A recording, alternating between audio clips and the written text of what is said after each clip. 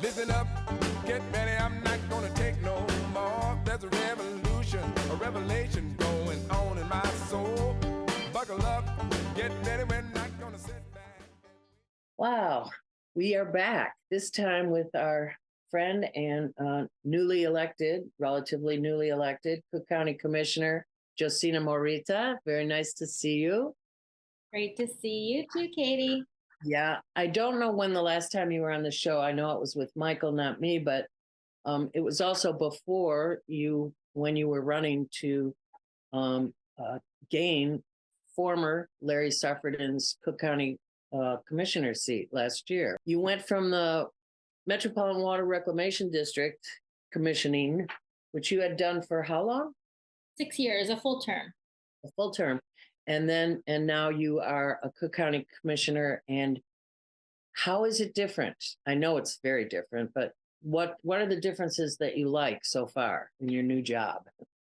It's different in a lot of ways that are great. I mean, I loved my 6 years at MWRD as the first urban planner on the board and the first Asian American on the board, being able to bring new voices and perspectives and work on our land use policies at MWRD. And it was great to be countywide, but it was also hard. I think one thing that I love about being at the county board now is having a smaller district, and it's still a big district. It's 350,000 people, but I feel like I have a home, and that it's my home. Right. This is where I live. This is the community that I spend the most time in. And, we share, values and share a lot of different, pieces of our lives across this district that includes, all of Niles Township. So Skokie, Morton Grove, Lincolnwood, all of Evanston, all of the 49th and 50th wards, and then parts of 40 and 48. And the district changed with this last election after redistricting. So we used to go all the way up to the Lake County border, including all of New Trier Township. Now we no longer have any of New Trier Township, so Evanston, Skokie is our northern border. And then we go further south into the city, down to Peterson. And so I say that we're the most diverse district in Cook County. We have over 100 languages spoken. We're home to one of the largest Asian American communities in the Cook County. We're the home of one of the largest Assyrian communities in the country, home of a very concentrated Orthodox Jewish community, historically Black communities, so first reparation program in the country at the municipal level in Evanston, and the diversity of Rogers Park. So it's a great district for me as the first Asian American woman on the board, and who's somebody who's worked in coalition across racial and religious communities, having such a diverse district, and thinking about how do we make these connections. So I love having a district and having kind of a home community to be able to build with. I also just love the broader set of issues. I think before I was at Water Reclamation District, I was a community organizer working on juvenile justice and healthcare for all, environmental justice. And these are the core issues that the county does. Larry Suffredin always calls it stealth government, that it was an agency that people didn't really know what we do, but we run the health and hospital system. We are the safety net around healthcare, serving undocumented anybody. No one is turned away at Stroger. And then we work on the health and hospitals. We work on the courts and jail system, which we're really excited. Hopefully when it gets untied up in court, we'll be implementing the Pretrial Fairness Act and ending cash money bond for the first time in Cook County, and making it a more reformed and equitable system for the people of Cook County. And then we run the Cook County Forest Preserves, which is just one of the most beautiful assets. And with the referendum that just passed, thank you to everybody who supported it. In our area, it passed by over 70%, higher than the rest of Cook County. And I think this is going to go down in history as our generation's Burnham Plan. We are the only municipality that I know of, metro area, that is investing in and expanding natural spaces versus shrinking them and overdeveloping. And so this referendum, I think, is really going to go down in history as a game changer for the region. So just really exciting stuff, and being able to work on a broader set of issues as an urban planner beyond stormwater, which I love. And that's something I can still work on at the county, but also criminal justice reform, election reform, property tax reform, and our health and healthcare for all. I just think it's an exciting time to be at the county. It sounds like you're totally embracing it, and that's so great. I know that a couple of us were talking about seeing our year-old colleague, Deb Shore, on the news in the last couple of weeks off of the Ohio train disaster as the local representative of EPA, the Great Lakes District. She had to be the face. And it was nice to see her. And you could tell that that was someone who was taking it very seriously. And it's good to know she's there, basically. You know. Yeah, I mean, we need good people who care about the environment, who care about good government everywhere. And I love being at MWRD with Deb. I can't imagine being there without her. Yeah. And it's great to have her over the EPA. They have some serious challenges, but I believe if anybody can help, it's Deb. Yeah. So you just mentioned a lot of the whole ramifications of being a commissioner in Cook County, and including all of the wonders of the green necklace, as Larry used to call it, around the emerald necklace. The emerald neck, that's it. Yes, which is the forest preserves and the other green land. What out of that whole list of things that you mentioned, including healthcare and our jail system, has maybe more attention what has your attention the most at this point out of all of those things you mentioned? So I'm still learning. I'll just be honest, right? I think when you go into government, a new layer of government, as much as you can read all of the policy handbooks and, all of that, you just are not in it. And so it's been about 3 months in. I'm still learning a lot of the nitty gritty and thinking, also learning about the district. Like we've met with over 1,000 people across the district in just 3 months, listening to them and understanding what are the issues. What do we need to, I always say it's our job to know the district and know the different communities in the district well enough that as opportunities and information come from the county, we know who needs it. We know how to get it to them, not communities' responsibility to always know everything that's going on in county government. And so we're still in that learning process, learning, what are the different organizations, what are the different challenges, what are the different concerns and needs across the district that we need to be aware of. And then also learning what are the different things that county has jurisdiction over, what are the things that we're working on, what are the opportunities and resources we can bring back to the district, and then figuring out how do we kind of set our priorities. So, we've been learning all kinds of, I didn't know that if you live anywhere in Cook County and you have an appointment at County Hospital, we will provide a free ride. I didn't know that. I didn't know that we do the same for the Brookfield Zoo and the Botanic Garden, that we have free tickets for those who can't afford it. We will arrange buses and transportation for community groups that want to go out and see it. We're lucky that we're so close to the Botanic Garden, but even people in our district have not been there, right, let alone others from Cook County. So how do we make sure that all of Cook County's assets are accessible and affordable for different families? So that's been one layer. And the other is some of the policy ideas that I came in with and that I talked about in the campaign. So my first resolution that I passed just at the last board meeting in February is committing Cook County to having a grassroots process to develop the county's first environmental justice policy by the end of next year. So we've never had one. This is something I'm really passionate about. I know people across the 13th district, so we're going to be developing an environmental justice task force within the 13th district to engage residents around what do they want to see in this policy. But we also wrote into the resolution that we're going to adopt the core values of the environmental justice principles, which really center communities that are most impacted. And so we will be working with environmental justice organizations and communities of color across Cook County to develop this policy over the next year. It won't be just written in an office. It'll be an actual engagement process with what we call environmental justice communities and those who care about this issue in the district, but also countywide. And so that's something that we've already got off the ground. And over the next 2 months, my office, along with other county commissioners, are going to be holding a series of hearings, literally 20 hours probably of hearings with every department head under the offices of the president, every separately elected, to ask the question simply, how are you collecting data on Asian Americans and what is called Middle Eastern North African? And how are we serving communities that have different linguistic needs? It was surprising to me to come into county government, although this is probably true of most layers of government, that we don't consistently collect data on Asian Americans. So parts of Cook County government do, parts of Cook County government don't. And so before we mandate it, we want to understand, what are we doing? What is working, what's not working, and then figure out the path forward. But if we're not counting every community, then we're not serving every community. And so the first step is just knowing, what are we doing?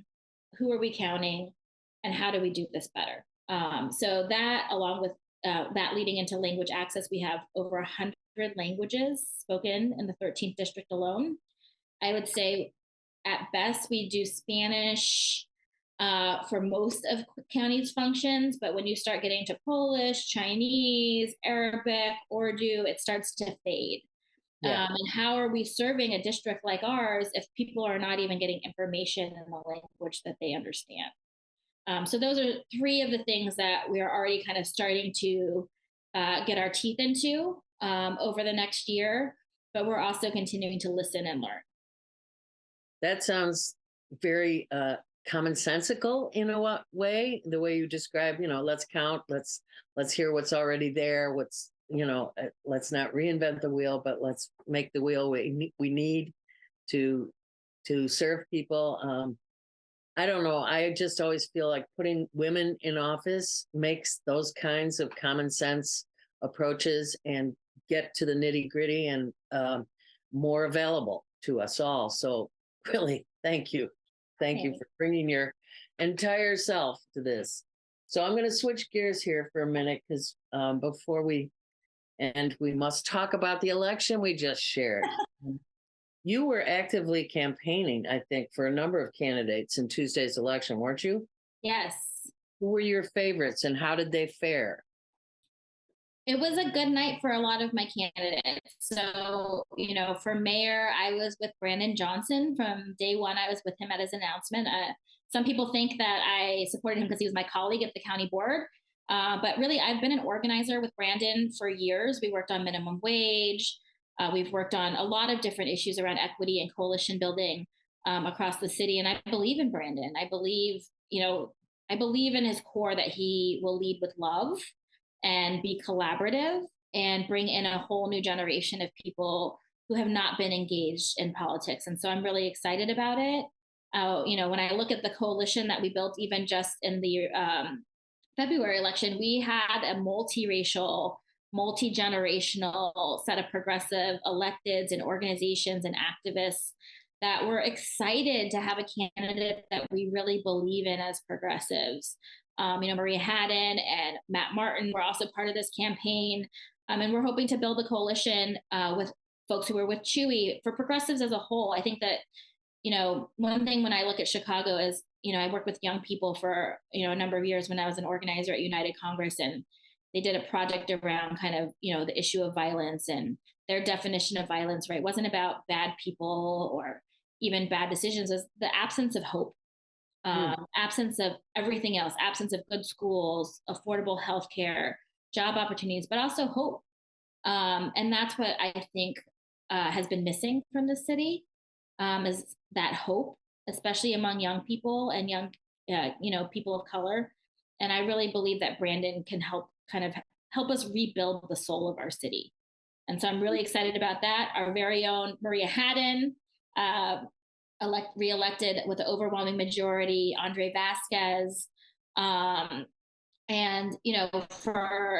with a slightly different hat on, I chaired the Asian American Caucus for the last 4 years. We grew from 0 to 17 electeds across the state.